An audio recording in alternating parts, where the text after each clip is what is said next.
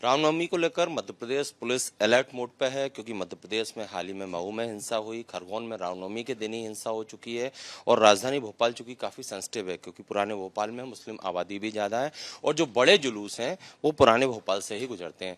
Bhopal commissioner Harinarayan Chari Mishra ji हमारे साथ हैं, बात करते हैं। सर, किस तरह की तैयारियां आपने करी हैं जिससे कि रामनवमी पर किसी तरह की हिंसा ना हो, अशांति ना हो? आप देखेंगे खासतौर पे भोपाल की अगर बात करें तो बड़े ही एक सौहार्दपूर्ण, शांतिपूर्ण, उल्लास और उमंग के साथ सारे आयोजन संपन्न हुए हैं। इस वर्ष के भी जो आयोजन हुए और पहले भी ऐसे ही होते रहे हैं। खासतौर पे कल के आयोजन की अगर हम बात करें, अभी रामनवमी का जो आयोजन है, इसको लेकर के अलग अलग कई जुलूस हैं। शहर की अगर हम पूरी बात करें तो लगभग 16 से 17 जुलूस हैं, लेकिन बड़े जुलूस 2 से 3 हैं और इनको लेकर के आयोजन को लेकर के पर्याप्त सुरक्षा व्यवस्था सुनिश्चित किया गया है। इसमें अलग अलग 300 के अतिरिक्त बल और साथ ही साथ आरएफ की टुकड़ी भी रहेगी।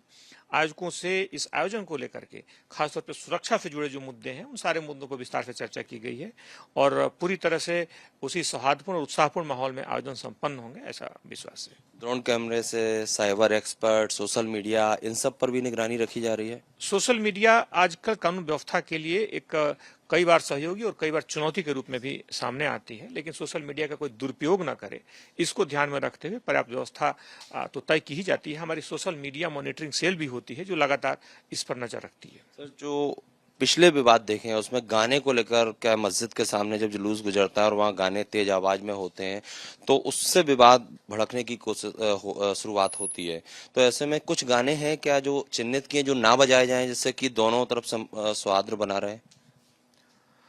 कोई भी इस तरह के आयोजन में जो भी इस तरह की प्रस्तुतियां उसमें गाने हो, वो धार्मिक भावना को, अध्यात्म में किसी की भावना को अनावश्यक ठेस न पहुंचाए या किसी भी तरह के विवाद न पैदा करे। इस बात का बिल्कुल एक जो प्रारंभिक तौर पर जो तैयारियां होती हैं, जो बैठकें होती हैं, उसमें इस बात का, इस पहलू पर भी चर्चा की जाए। अंतिम सवाल, डीजे के साउंड को लेकर भी सवाल खड़े होते हैं, कई लोग ऑब्जेक्शन उठाते हैं, तो उसकी तय सीमा क्या होगी?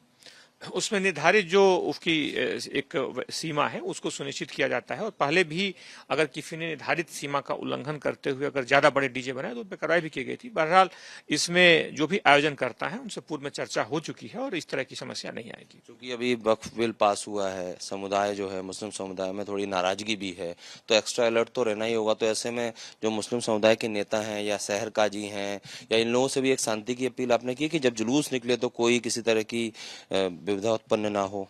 पुलिस समाज के हर व्यक्ति से, हर जो इस पूरी व्यवस्था में या आयोजन में जो होंगे या समाज के हर तबके से पुलिस लगातार संपर्क में है, लगातार संवाद में है, लगातार आयोजन के पूर्व बैठकें हुई है, तो इस तरह की कहीं कोई समस्या नहीं है। हमने बताया कि भोपाल में एक बड़ी ही समृद्ध सांस्कृतिक परंपरा है। इस तरह के आयोजनों में सभी समुदायों के लोग मिलजुल के ऐसे आयोजनों को संपन्न करते हैं और इस बार भी होंगे।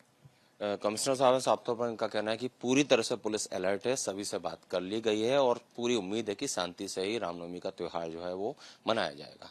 कैमरामैन संजय अंकल के साथ Satyu Singh, Republic Media Network, Bhopal.